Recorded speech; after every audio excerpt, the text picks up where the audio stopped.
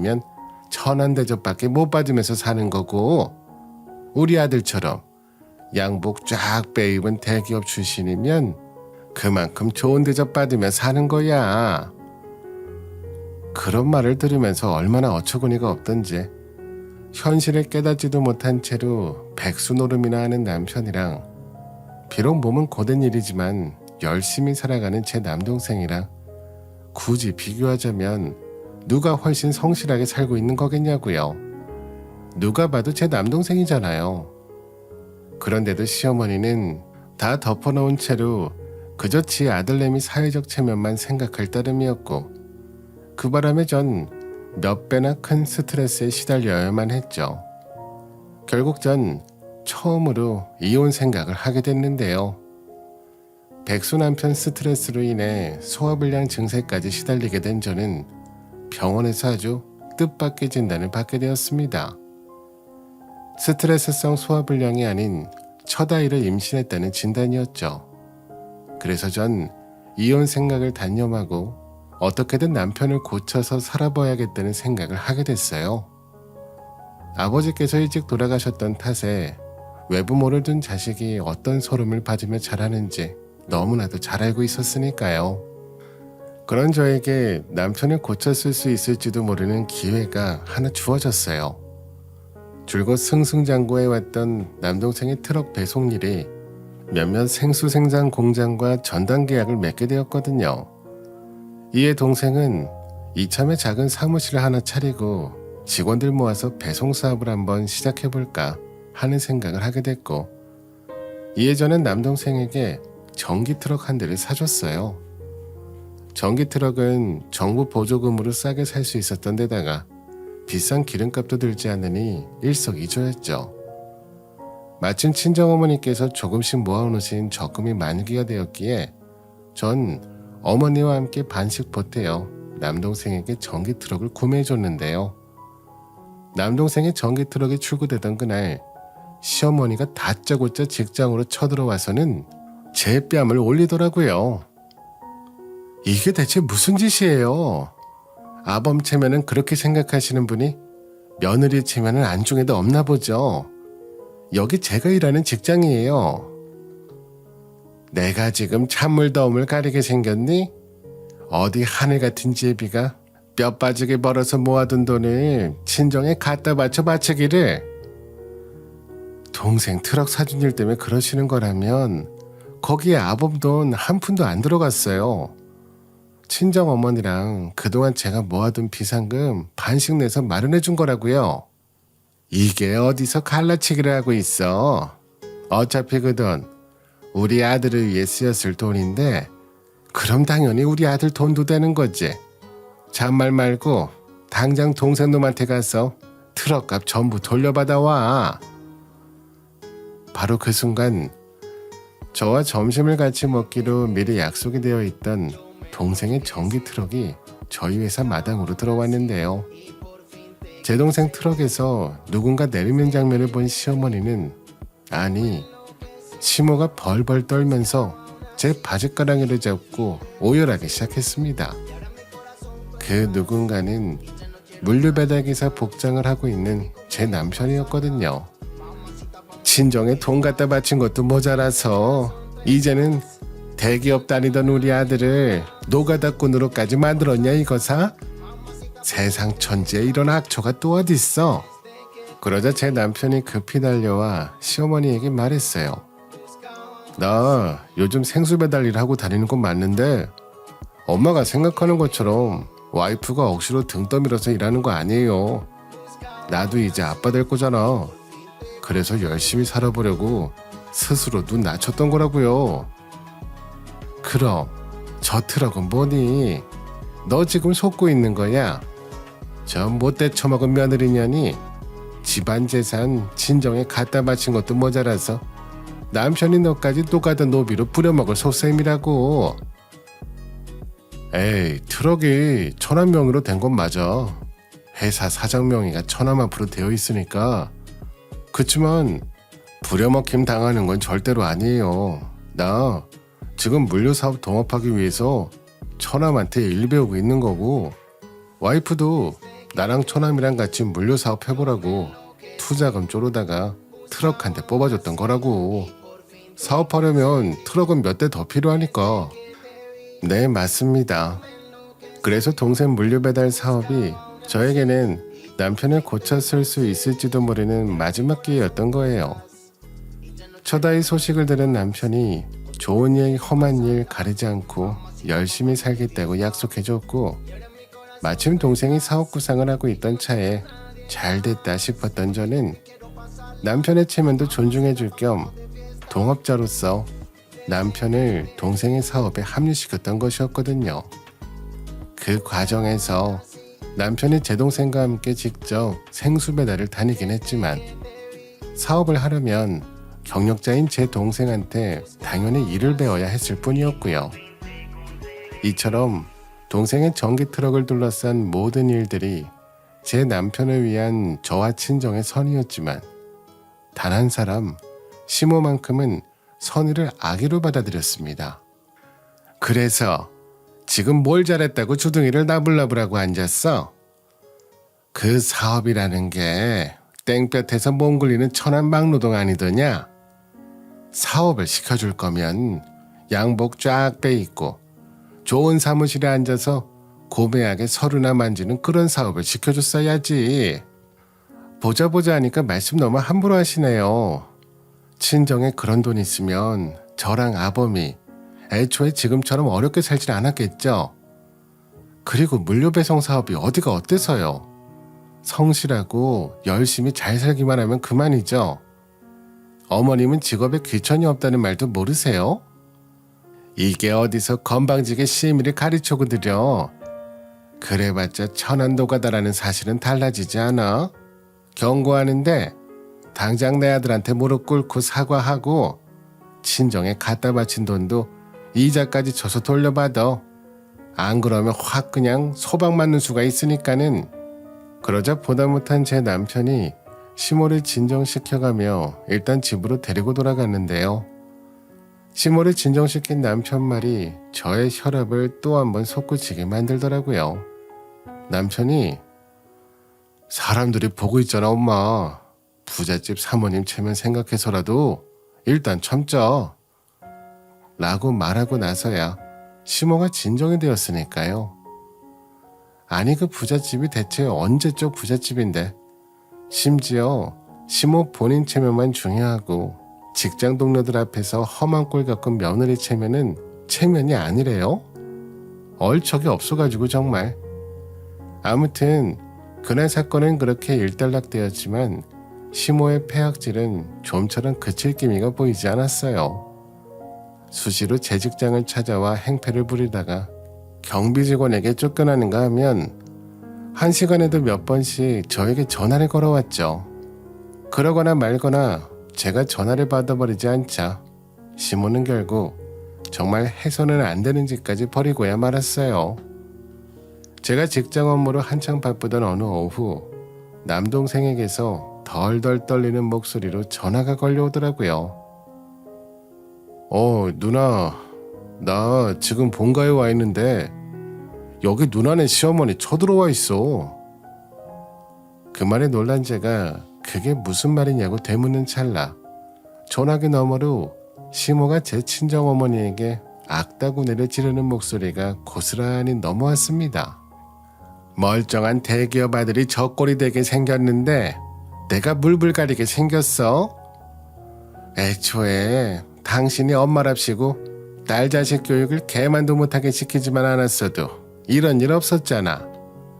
이놈의 집구석 확 다 가루가 나기 전에 당장 우리 아들 돈 내놓으란 말이야. 이에 다급해진 저는 동생에게 금방 갈 테니 엄마 잘 지키고 있으라고 말하기 무섭게 전화를 끊었는데요. 급히 차키를 챙겨들던 바로 그 순간 아랫배에서 찢어지는 듯한 통증이 느껴졌습니다. 정신을 차려보니 전 병원 응급실 침대에 누워 있었는데요. 저를 향해 씩씩하게 웃어주던 친정어머니와 남동생의 모습이 어딘가 모르게 불길하더라고요. 그래서 설마 하는 심정으로 아랫배를 매만져 봤더니 피부로는 느껴지지 않는 불안감이 느껴졌어요. 아니나 다를까 심으로 인한 스트레스 때문에 유산을 했더라고요. 사랑하는 첫아이에게 햇살 한번 보여주지 못한 채로 떠나보냈다는 죄책감에 전 무너져 내리고야 말았죠. 그런데 말입니다. 아내와 며느리가 유산의 아픔을 고스란히 겪고 있는 그 참담한 자리에 남편과 시모는 코빼기도 비추지 않았어요. 김서방은, 시어머니는 왜 엄마랑 동생밖에 없어? 그 두 사람은 세상 떠난 우리 아기 아빠도 아니고 할머니도 아니래? 김서방이랑 시어머니 진작에 와 있었어. 무슨 일인지 모르겠지만 둘이서 할 얘기가 있다면서 잠깐 자리를 비운 참이고, 여튼간에 살다 보면 별일을 다 겪는 법이라지 않니? 지금 심정이야 찢어질 듯 아프겠지만서도 너무 죄책감 갖지 말려무나. 남편과 시모가 제 앞에 모습을 드러낸 건 바로 그 순간이었습니다. 그리고 남편 입에서 해괴하기 짝이 없는 이상스러운 말이 튀어나왔죠. 그때 남편이란 작자는 세상 홀가분한 미소를 지으며 이렇게 말했어요. 우리 아이도 없으니까 나 이제 트럭일 안 해도 되겠네. 명색이 전직 대기업 출신 체면에 트럭일하는 거 솔직히 많이 쪽팔렸었는데 차라리 잘 됐지 뭐. 아빠 된다는 책임감만 아니었음 애초에 거들떠도 보지 않았을 일이기도 했고. 그 말에 격분한 전 일단 친정어머니에게 동생 데리고 자리를 비켜달라고 부탁했어요. 아주 심하게 분노한 제 남동생의 표정이 당장이라도 남편이란 작자를 뭉개놓고도 남을 기세였으니까요. 이에 친정어머니는 무슨 일이 생기면 얼른 자기 부르라는 걱정의 말을 남긴 채로 자리를 비켜주셨고, 전 친정 식구들이 응급실을 나가고 나서야 남편에게 따졌어요. 너 방금 자기 입에서 무슨 말 튀어나왔는지 알아? 당신 아이 잃은 아빠야. 부모라고. 그런 사람이 죄책감으로 눈물 쏟아도 모자랄 판에 뭐? 차라리 잘된 일이라고? 그러고도 너가 인간이야? 아이, 세상 떠난 아이는 어쩔 수 없는 거고 산 사람은 살아야지. 지금이라도 제대로 살아가려면 어쨌거나 돈이 제일 중요한 문제기도 하고. 이제 와서 책임 회피라도 하시겠다? 근데 어쩌지? 우리 아이 세상 떠나게 된 거 그거 전부 다 당신 엄마라는 사람 때문인데. 당신 엄마라는 사람 스트레스 때문에 이렇게 된 거라고. 그래서 엄마도 많이 미안해하는 중이야. 또 그래서 당신한테 어떻게든 보상할 수 있는 방법을 찾아왔고. 그래. 어디 무슨 말이 짓거리는지 얘기나 한번 들어보자. 자식 잃은 엄마한테 해줄 수 있는 보상이라는 게 세상 존재할 수나 있는 건지 한번 들어라 보자고. 돈으로 갚으면 돼. 돈. 솔직히 이번 일 결국엔 당신이 우리 돈 처남한테 쓰면서 생긴 일이잖아. 그래서 말인데 일단 그 돈부터 돌려받아서 엄마가 알아놓은 좋은 투자처에 투자를 해보자. 아싸리 처남이랑 장모님 돈도 같이 투자하면 훨씬 좋고. 엄마가 그러는데 투자만 하면 몇 배로 불려놓을 수 있대. 우리 본가랑 처가댁이랑 부잣집이던 시절로 돌아갈 수 있는 거야. 전 도저히 그 말을 사람 입에서 나온 소리로 들어줄 수가 없더라고요. 하지만 훨씬 더 황당한 현실이 저를 기다리고 있었으니 그건 바로 시모가 제게 통장 하나를 보여준 것이었습니다. 결혼 허락하면서 주식으로 큰 돈 벌었다며 보여줬던 바로 그 통장이었죠. 아이 잃고 속이야 상하겠지만 목구멍이 포도청이라는 말도 있지 않니? 그래서 이번에 아주 큰 맘 먹고 내가 큰 돈 벌었던 투자처를 너랑 사부인에게 소개시켜 주려고. 이게 그러니까 네트워크 마케팅이라는 건데. 지금 무슨 말 같지도 않은 소리를. 네트워크 마케팅이라고요? 그거 다단계잖아요. 언제는 주식으로 큰 돈 벌었다면서. 아, 그러니까 그때 그 말부터가 거짓말이었다는 거네요. 내가 이래서 솔직하게 말하지 못하고 주식이라면서 일부러 둘러서 말했던 거야. 사람들이 색안경을 끼고 보니까는. 아무튼 간에 너랑 처남이랑 사부인이 우리 쪽에 투자하면서 회원가입을 하면 내 등급이 블루 다이아몬드로 승급할 수 있거든. 승급만 하면 배당금으로 매달 수천만 원씩은 우습게 들어온단 말이지. 그렇게 되면 다들 행복해질 수 있어. 아범이랑 너랑 사돈까지도 평생 허위호식 할 수 있다고. 네, 그렇더라고요. 시모가 큰돈 벌었다는 주식은 사실 다단계였어요. 네트워크 마케팅이라는 허울 좋은 이름으로 위장했지만 당시 시모가 제게 보여줬던 통장에도 그런 정황들이 고스란히 드러나 있었어요. 처음에는 배당금을 순순히 입금시켜줬다가 남편이란 인간이 백수 노름을 막 시작하던 무렵부터 배당금 입금 내역이 전혀 없더라고요. 이에 시모는 제 친정까지 끌어들이려고 마음을 먹고 사달을 내버린 거죠. 저에게 동생에게 돈 되돌려받아오라고 닥달해서 그 돈으로 투자할 작정이었으며 제가 유산하며 쓰러져 의식이 없는 응급실에서조차 제 남편이라는 인간에게 투자만 하면 평생 놀고 먹을 수 있다며 꼬드겼던 것이었어요. 평소 대기업 출신이라는 체면만 중요시하던 남편은 아이가 유산되었으니 아버지로서 책임감도 없어졌겠다.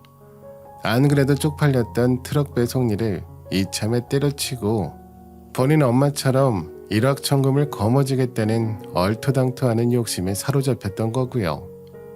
그러나 전 그들과 놀아줄 생각은 추워도 없었습니다.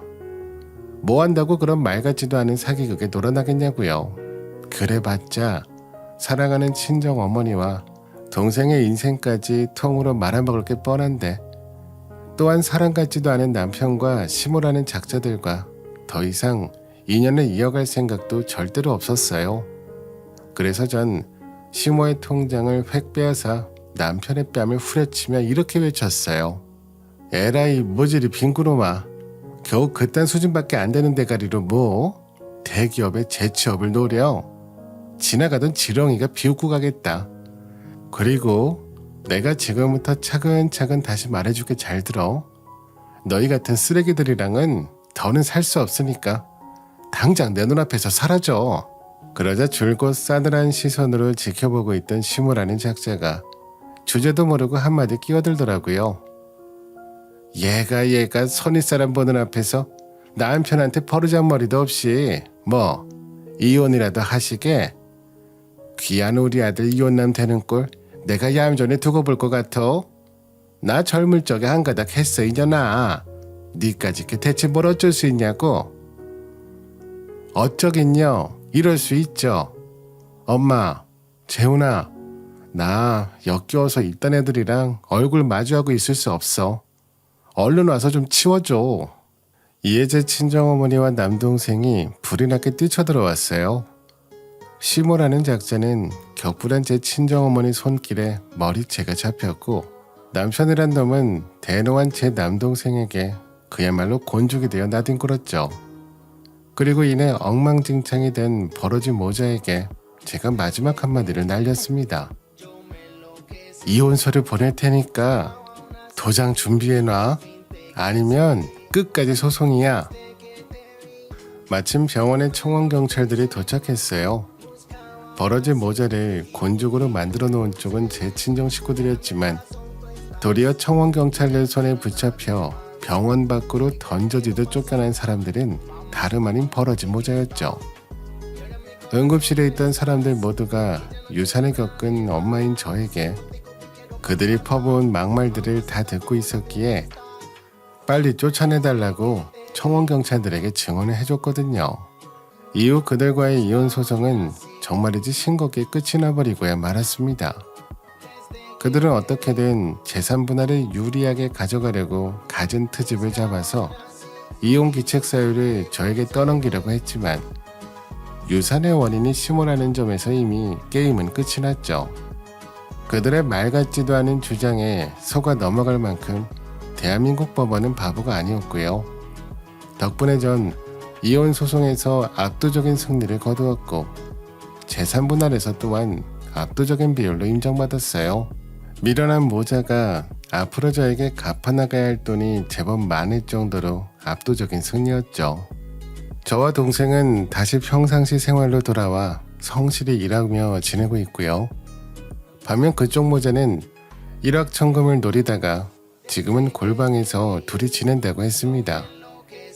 한때 잠깐 부자였다는 기억에 잡혀서 지금까지 저렇게 방황하고 있으니 저희 가족과는 정말 딴판인 상황인 거죠. 그래서 저는 혼자 지내게 된 제 선택에 후회가 전혀 없습니다. 오히려 더 빨리 정리하지 못했던 것이 아쉬울 따름이었네요. 살다 보니 그런 것 같아요. 예전에는 잘 못 배우고 경험이 적어서 사람이 살다가 바뀌는 경우도 있다고 하지만 요즘은 아니잖아요. 인터넷으로 많은 걸 배우고 경험할 수 있으니까요. 그래서 사람이 바뀌는 일은 더더욱 없는 것 같습니다. 한 번 아니면 영원히 아닌 것 같아요. 앞으로는 사람에 대해 헛된 기대감은 접어놓고 지내려고 합니다. 이번에 얻은 교훈을 평생 명심하며 지내려고요. 제 긴 이야기 들어주셔서 감사합니다.